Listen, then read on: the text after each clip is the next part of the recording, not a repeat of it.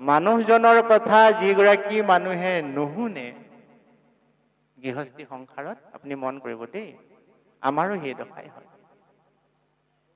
বাৰে বাৰে মানুহজনে বাধা দিয়া সত্ত্বেও সেই সতীয়ে স্বামীৰ কথা নুশুনিলে।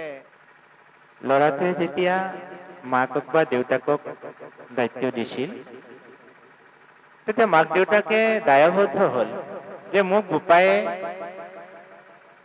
7 বজাত জগাই দিবলৈ কৈছে, গতিকে তেওঁক জগাই দিয়াটো মোৰ দায়িত্ব, নহয়নে বাৰু?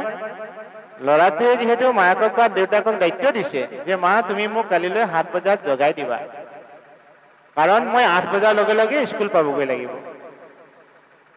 নিশা মাক বা দেউতাকে সাৰ পোৱাৰ লগে লগে মনত এটাই দোলা দিছে যে মই ল'ৰাটোক 7 বজাৰ লগে লগে জগাই দিব লাগিব। সেইটো কোৱা হয় দায়িত্ব। তদ্ৰূপ আমি সংসাৰৰ জীৱবিলাকে ভগৱন্তক সেই দায়িত্বটো দি দিব লাগে যে হে প্ৰভু, এই ল'ৰাটোৱে যেনেকে মাক দেউতাকক কৈছিলে যে মা তুমি মোক 7 বজাৰ লগে লগে জগাই দিবা, অৰ্থাৎ প্ৰভু তুমি মোক জীৱনটো সুখময় মধুময় জ্যোতিময় কৰিবা।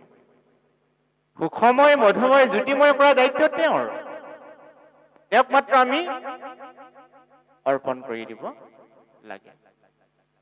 গতিকে আমি বিশ্বব্ৰহ্মাণ্ডৰ জীৱবিলাকে পৰম ব্ৰহ্ম ভগৱন্তৰ ওচৰত যদি এই ভাৱেৰে ভক্তি কৰোঁ, ভগৱন্তই আমাক নিজ ইচ্ছামতে কৃপা দৃষ্টি কৰিব।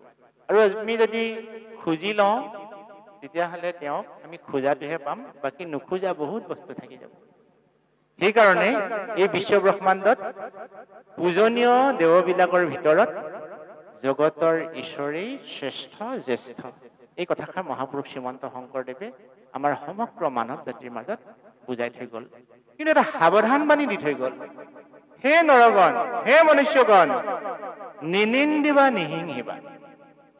তুমি কিন্তু কাকো নিন্দা নকৰিবা দেই, তুমি কিন্তু কাকো হিংসা নকৰিবা, কিন্তু তোমাৰ লক্ষ্য উদ্দেশ্য হৈছে কেৱল ভগৱন্ত, কেৱল ভগৱন্ত, কেৱল ভগৱন্ত। এটা প্ৰশ্ন আহিব পাৰে, মানুহবিলাক বাৰু মায়াৰ পাশত আবদ্ধ হৈ থাকে, দেৱতানো বাৰু মায়াৰ পাশত আবদ্ধ হয়নে? এই কথাখিনিকে বুজাবলৈ আমাৰ পাঠিকীদ্বয়ে খুব সুন্দৰকৈ বৰ্ণনা কৰিছে যে শংকৰৰ জায়া অৰ্থাৎ সতীৰ কথা ইয়াত উল্লেখ হৈছে। শংকৰে সতীক বৰ ভাল পাইছিল। আমাৰ সমাজৰ সফল গাভৰুগৰাকীক ডেকা ল'ৰা এটাই যিমান ভাল পায়, যেনেকৈ ভাল পায়, তাতোতকৈ কোনো গুণে কম নাছিল সতীক ভাল পোৱা শিৱৰ এই প্ৰেম কাহিনী। শিৱই গম পাইছিল, শংকৰে গম পাইছিল যে মোৰ ভাৰ্যা সতী যদি দক্ষ যজ্ঞলৈ যায়, তেওঁ কিন্তু মোৰ ওচৰলৈ দুনাই ঘূৰি আহিব নোৱাৰে, কাৰণ তেওঁলোক সৰ্বজ্ঞ। সেইকাৰণে আমাৰ মাজত এটা বৰ ধুনীয়া গীত আমাৰ গায়কসকলে আমাজলৈ আগবঢ়াইছে। তুমি গুচি গলে ও প্ৰাণ প্ৰিয়া, কেনেকৈ থাকিম কৈলাশত, কোনেনো মাতিব, কোনে চাই যাব, কোনেনো মাতিব, কোনে চাই যাব, স্বামী বুলি ভোলা নাথ। আই ঐ দেখি অন্তৰৰ পৰা গোৱা গীত এইটো। কেতিয়া গাইছিলে? বাৰে বাৰে বাৰে বাৰে বাধা দিছিলে নিজৰ প্ৰিয়তমাক, তুমি নাযাবা না, নকৰিবা না। এই কথাষাৰ আমাক কি বুজাইছে? আপুনি ময়ো যে গৃহবাসী মানুহ, মানুহজনৰ কথা যিগৰাকী মানুহে নুশুনে গৃহস্থী সংসাৰত আপুনি মন কৰিব দেই, আমাৰো সেই দশাই হয়। বাৰে বাৰে মানুহজনে বাধা দিয়া সত্ত্বেও সেই সতীয়ে স্বামীৰ কথা নুশুনিলে। কিয় নুশুনিলে? মায়াৰ পাশত আবদ্ধ হৈ থকাৰ বাবে। চক, দেৱতাসকলৰো এনেকুৱা গতি হৈছে। আৰু যেতিয়া স্বামীৰ কথা নুশুনি তেওঁ নিজৰ দেউতাকৰ ঘৰলৈ গ'ল, মায়াৰ পাশত আবদ্ধ হৈ দেউতাকে কন্যাক কি ব্যৱহাৰ কৰিলে। এইখিনি আলোচ্য বিষয় এই কাৰণেই যে মই ঘৰখনৰ দেউতাক, মই ঘৰখনৰ মুৰব্বী হলো বুলিয়েই মোৰ কথা মতেই যে চব চলিব লাগিব, এনেকুৱা আকুৰ বুজীয়া মানুহো আমাৰ মাজত নথকা নহয়। মোৰ ল'ৰাটো যেতিয়া বয়স হৈছে, মোৰ ছোৱালীজনী যেতিয়া বয়স হৈছে, জ্ঞান হৈছে, মই তেওঁলোকৰ লগতো আলোচনা কৰিব লাগিব। কাৰণ গৃহস্থী ঘৰ এখন সফলতাৰ শিখৰত আগুৱাই যাবলৈ হলে আলোচনাৰ অবিহনে কদাপি সম্ভৱ নহয়। কিন্তু দেহি বেয়া লাগেও, আমি সিদ্ধান্তবিলাক নিজেই নিজেই লওঁ। মই দেউতাক হিচাপে মই মোৰটোহে হ'ব লাগিব বুলি ভাবোঁ, মাক হিচাপে মাকে নিজৰটোহে হ'ব লাগে বুলি ভাবে, ঘৰৰ ডাঙৰ ল'ৰা হিচাপে মই মোৰটো হ'ব লাগে বুলি ভাবোঁ, ছোৱালী হিচাপে মই মোৰটো হ'ব লাগে বুলি ভাবোঁ, যাৰ কাৰণে আমাৰ মাজত সফলতাৰ দেউনাত আমি উত্তীৰ্ণ হ'ব নোৱাৰো। গতিকে ধৰ্মশাস্ত্ৰই কৈছে যে হে মনুষ্যগণ, এই বিশ্ব ব্ৰহ্মাণ্ডত তুমি যদি এজন সফল মানুহ হ'ম বুলি ভাবিছা, তেতিয়াহ'লে তুমি প্ৰথমতে তোমাৰ ঘৰখন সুন্দৰ কৰা। ঘৰখন দেই, আমাৰ মা দেউতা ককাই ভাই আত্মীয় স্বজনৰ ঘৰখন। গৃহস্থীৰ সম ধৰ্ম সংসাৰ নাই, নিয়ম সংযমে মাথো থাকিবা সদায়। মহাপুৰুষ গুৰু শ্ৰীমন্ত শংকৰদেৱে আমাৰ যুৱসকলৰ কাৰণে বাৰ্তা দিছে যে গৃহস্থীৰ সমধৰ্ম সংসাৰত নাই। এই বিশ্ব ব্ৰহ্মাণ্ডত আটাইতকৈ ডাঙৰ ধৰ্ম হৈছে গৃহস্থী সংসাৰ। ইয়াতকৈ ডাঙৰ ধৰ্ম সংসাৰত নাই। কিন্তু যিসকল ব্যক্তিয়ে নিয়ম আৰু সংযম পালন কৰিব পাৰে, সেইসকলৰ কাৰণেহে গৃহস্থী সংসাৰখন শ্ৰেষ্ঠ। কথাটো মন কৰিলেনে? মোৰ অনুজসকলে বিশেষকে মন কৰিবা। নিয়ম সংযম যি মনুষ্যই পালন কৰিব জনা নাই, শিকা নাই, চেষ্টা কৰা নাই, সেই মনুষ্যই গৃহস্থী সংসাৰত সফলতা অৰ্জন কৰিব নোৱাৰে। গৃহস্থী আকৌ দুখন আছে পাই। এখন গৃহস্থী হৈছে আমাৰ ঘৰুৱা পৰিৱেশ, আৰু এটা গৃহস্থ হৈছে আমাৰ এইখন ঘৰ, এইখন এই দেহাটোৱে এটা গৃহস্থ। ভক্তি ধৰ্মই আমাক দুটা ধাৰেৰে কথাবোৰ কয়, এক ব্যৱহাৰিক দিশ আৰু আভ্যন্তৰীণ অৰ্থাৎ ভিতৰ। আমি ব্যৱহাৰিক দিশৰ পৰা ভিতৰ চোৱালৈ এবাৰ আহোঁ। এই ঘৰখনৰ আত্মীয় স্বজন কোন, পৰিয়ালত কোন কোন আছে? এইখন ঘৰত পৰিয়ালত কোন কোন আছে? ভৰিৰ পৰা মূৰলৈকে এই অংগ প্ৰত্যংগ বিলাক আছে। ঘৰখনৰ মুৰব্বী কোন? আমাৰ ঘৰৰ যেনেকে এজন মুৰব্বী থাকে, দেউতা নহয়নে বাৰু, বা মা, ঠিক এইখন ঘৰৰ এই দেহাটোৰ মুৰব্বী কোন? দেহাটোৰ মুৰব্বী হৈছে মন। মোৰ নামটো অৱশ্যে মন মাউত, সেইটো বাৰু মোৰ ঘৰুৱা নাম। মা দেউতাই মৰমতে মন বুলি ৰাখিছিল, কিয় ৰাখিছিল নাজানো। কিন্তু আমি যে যিমান পৃথিৱীত মানুহ আছো, সকলোৱে আমাৰ এটা এটা মন আছে, মন। এই মনটোৱে হৈছে এই দেহাটোৰ মালিক।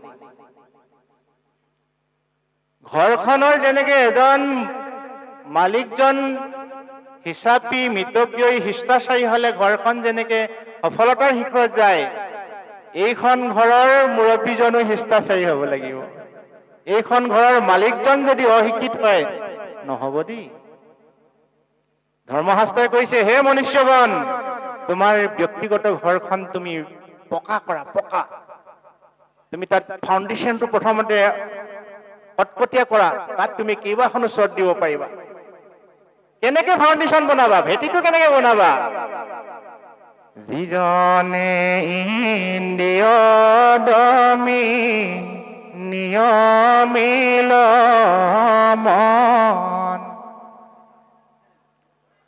আত্মায়ে পৰম বন্ধু বান্ধৱ জন,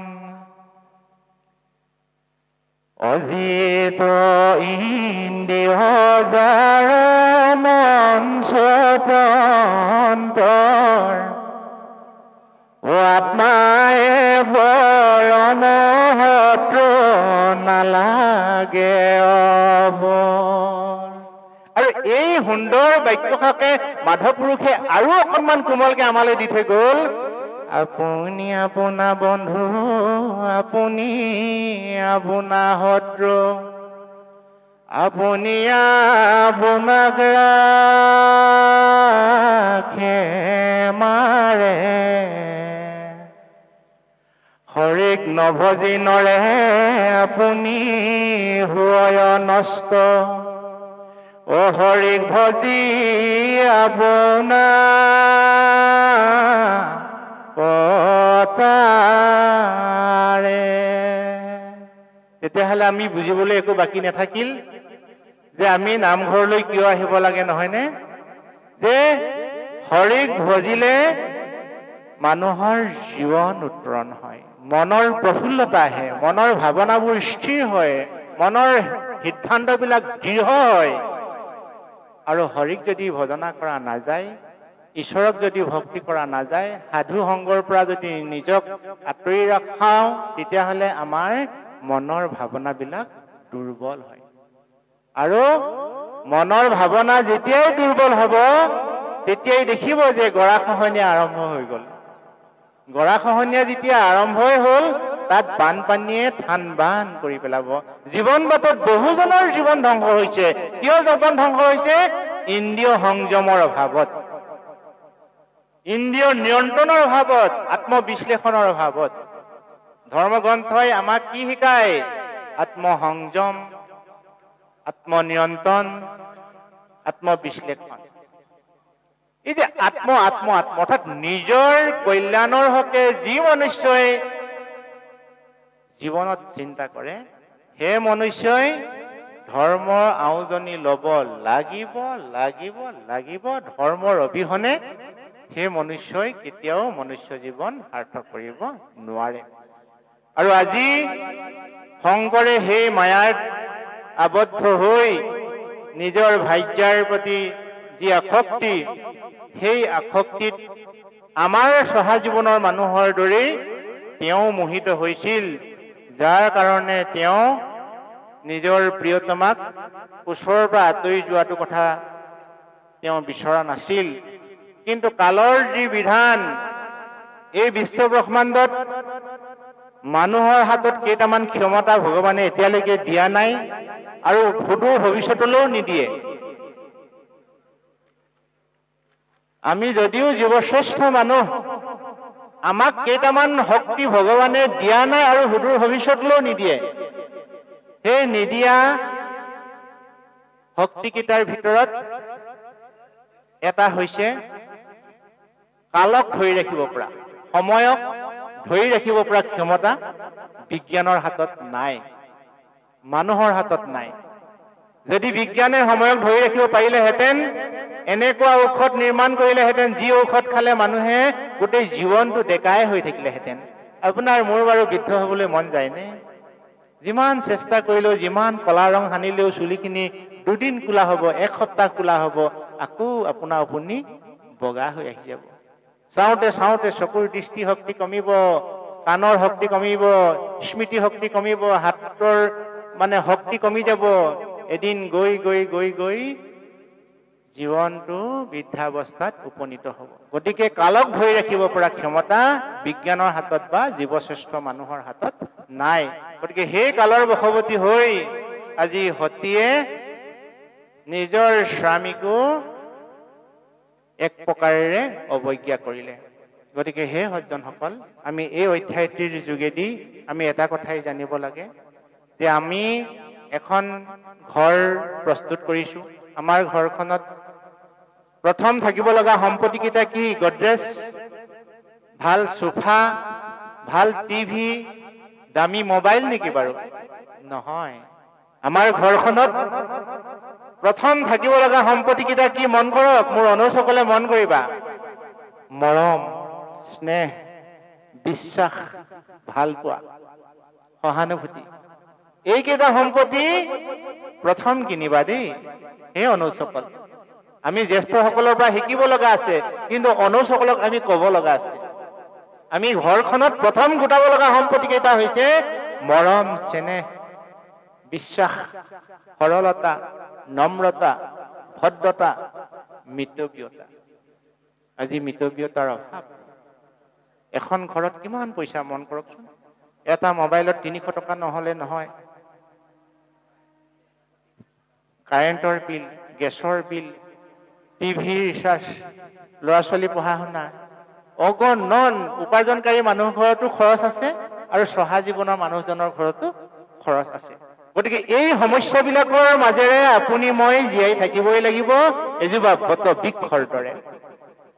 গতিকে বটবৃক্ষৰ দৰে জীয়াই থাকিবলৈ হলে সমাজে বান্ধি দিয়া যিবিলাক শিষ্টাচাৰ গুণৰ নিয়ম, সেই শিষ্টাচাৰ গুণৰ নিয়মবিলাক আমি পালন কৰিব লাগিব।